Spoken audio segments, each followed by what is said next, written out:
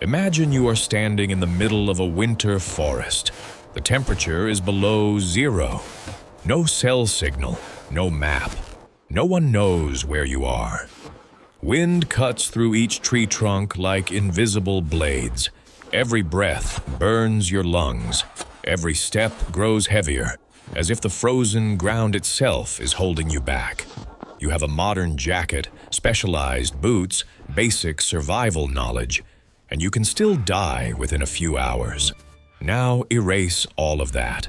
Turn back time to the Middle Ages. No technology, no flashlight, no GPS, no rescue. Only an ordinary farmer, wrapped in a few layers of coarse wool, stepping into the snowy forest to travel a long distance where, if he fails, death will arrive very quietly. We often think those people were reckless, ignorant, forced by circumstance. But the truth that makes modern people shudder is this: they did not survive by luck. They survived by a survival system so precise it was ruthless, honed across generations at the cost of human lives. Choose the wrong day, walk just a little faster, sweat just a little earlier, or veer off by a few dozen meters, and that journey would never have a way back. This is not a romantic adventure story. This is the story of ordinary people who learned how to pass through frozen forests, where nature does not care who you are, and still return, carrying life back to the family waiting behind them. For the medieval farmer, winter was not a time to stay still and wait. Staying put also meant running out of food, breaking trade, losing chances to survive. Salt to preserve meat, grain to exchange for tools, news from another village, a physician for the sick, or simply the obligation to pay taxes to the Lord. All of it forced them to leave their rare warmth of home and step into the forest. Not a walk, but a life and death bargain with nature. Do not go, and death comes slowly. Go, and death may come that very day. A winter forest is nothing like a summer forest. It does not welcome you, gives no signs, leaves no clear paths. Snow covers everything, erasing the direction of the day before. Tree trunks look identical, tall, straight, silent, slowly pushing the human mind toward panic. The wind never stops, making direction meaningless. Daylight is brutally short, just enough to move, but not enough to correct mistakes.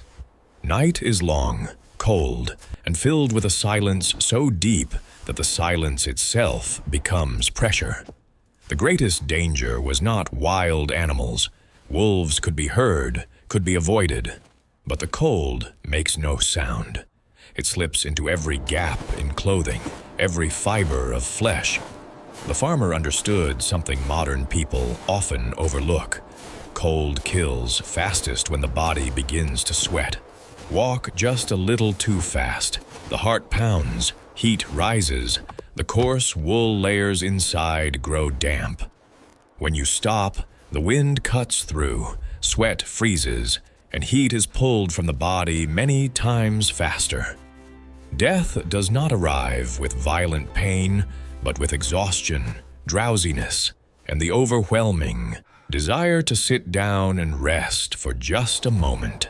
Therefore, for them, traveling through the forest was not a matter of physical strength. It was a matter of controlling the rhythm of life. Every step was calculated to be neither too fast nor too slow. They did not conquer the forest. They learned to pass through it like silent guests. No challenge, no display, just existing carefully enough to avoid being noticed. Before every long journey, everything was weighed days in advance. The departure day had to be a day of stable cold, not a sudden warm spell followed by freezing again. Traveling after heavy snowfall was suicide. Traveling ahead of a storm was gambling with one's life. They chose days when the wind was familiar, when temperatures did not fluctuate sharply, cold but predictable. Travelers rarely went alone unless absolutely necessary. Not because of fear of wild animals, but because a person who falls in a snowy forest cannot get back up by themselves. What they carried was minimal, not because they were poor, but because they understood that every extra gram meant a portion of strength drained away. Food was chosen to require no cooking, not freeze completely, and remain chewable when lips were already numb. A little hard bread, animal fat, or compressed grain. Fire was not always lit. Lighting a fire in a snowy forest meant stopping too long, letting the body cool down, and risking being unable to restart the journey at all. More important than material supplies was knowledge. Those farmers did not learn survival from books. They learned from the words of the elderly, from stories repeated again and again each winter. Where the wind swirls, which stretch of forest has sinking snow, which tree marks the turn to the left, which stream does not freeze completely in winter. That knowledge was never written down, but it was etched into memory through fear and collective experience. Yet no matter how carefully they prepared, the winter forest always held the final card. All it took was daylight fading earlier than expected, being off course for a few minutes, a single shift in the wind, and the entire survival system began to tremble. And when that happened, the medieval farmer was forced to face choices for which there was no safe option. The first mistake often did not happen in the forest, but before stepping into it. A day chosen simply because it looked calm could be a suspended death sentence. Winter does not kill with violence, but with small changes no one notices.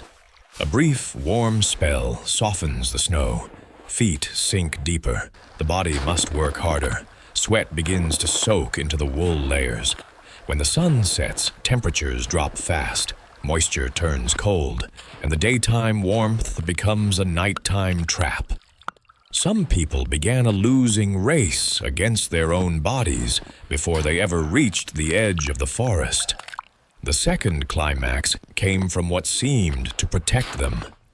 Clothing. Coarse wool, animal hides, dry straw were not meant to keep maximum warmth, but to keep heat stable. Dressing too heavily was placing oneself in danger. Walking fast to get warm was a deadly reflex. Farmers understood this through painful experience. They would rather be cold at first than allow sweat to appear. Once the back became wet, the journey was effectively over. The cold does not strike directly. It slowly drains energy, dulls the mind, bends judgment, without the person realizing it. When the forest closed behind them, the third climax began. Orientation. Snow erased every footprint. The ground became a white canvas where each tree looked like the one before it.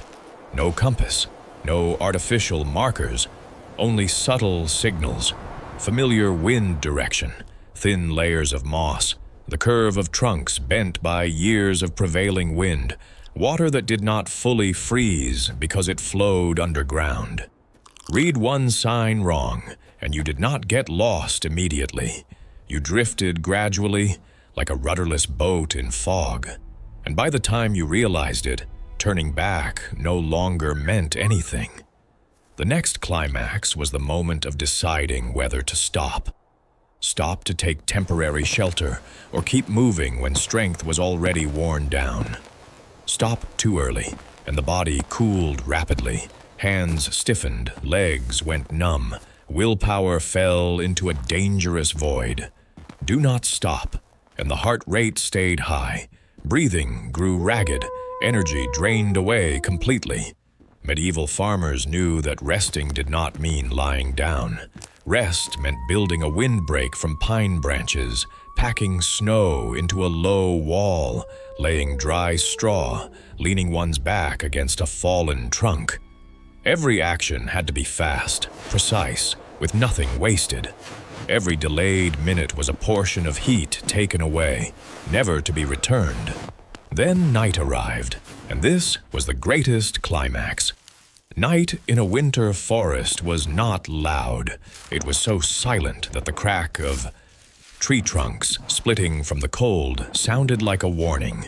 Moonlight reflecting on snow made everything bright yet directionless. Many did not die from cold, but from letting go. Drowsiness washed over them, sweet like an invitation to rest. Experienced travelers knew this was the most dangerous moment. If you sat down and let your eyes close, the body would no longer want to stand again. The climax stacked upon climax when every option was bad.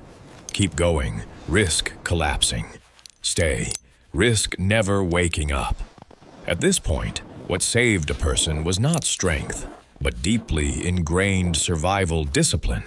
Small movements to stay alert, chewing something to force the body to keep working, speaking out loud to oneself to avoid slipping into silence.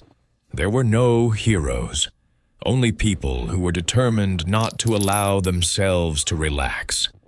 And amid that chain of tension, a brutal truth emerged. The forest did not need to kill everyone. It only needed to kill enough for the rest to learn the lesson. Those who survived carried that memory back to the village, turning it into warnings, into landmarks, into unwritten rules. Because of that, when the next winter came, people entered the forest again, and some of them returned. If at this point you find yourself wondering, among all those moments, which decision was the hardest, or which detail sent the deepest chill down your spine, leave a comment. Those thoughts are how we keep these survival lessons from being buried in the silence of the snowy forest. The greatest turning point of the story does not lie in the cold, nor in the forest. It lies in a truth that modern people find hard to accept. Medieval farmers rarely truly traveled alone. Even when only one body stepped across the snow, they carried an entire invisible community behind them. What kept them alive was not extraordinary endurance, but survival memory accumulated across generations. Each journey was not a personal adventure, but a ritual tested through failure, through those who never returned. In the forest, there were trees whose names were remembered. There were bends that needed no markers because everyone knew them. There were clearings where the wind changed direction, where snow sank deep, where someone had once fallen and never stood up again. These places were not on any map, yet they existed vividly in collective memory. The young traveled with the old, or at least with the old voices echoing in their minds. Do not turn when the sun touches that treetop. Do not walk close to the stream after fresh snow. Do not rest where the wind spirals. These were not pieces of advice. They were boundaries between life and death. The twist lies here.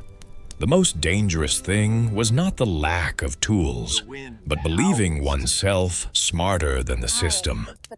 Those who died most often were not the weak, but those who broke the survival rhythm that had already been proven, walking faster to save time, taking a different path to shorten the distance, stopping longer because the body needs rest. The forest does not punish ignorance. The forest punishes misplaced confidence. The response of the story forces us to look back at ourselves. Today, we have digital maps, satellite navigation, high-tech clothing.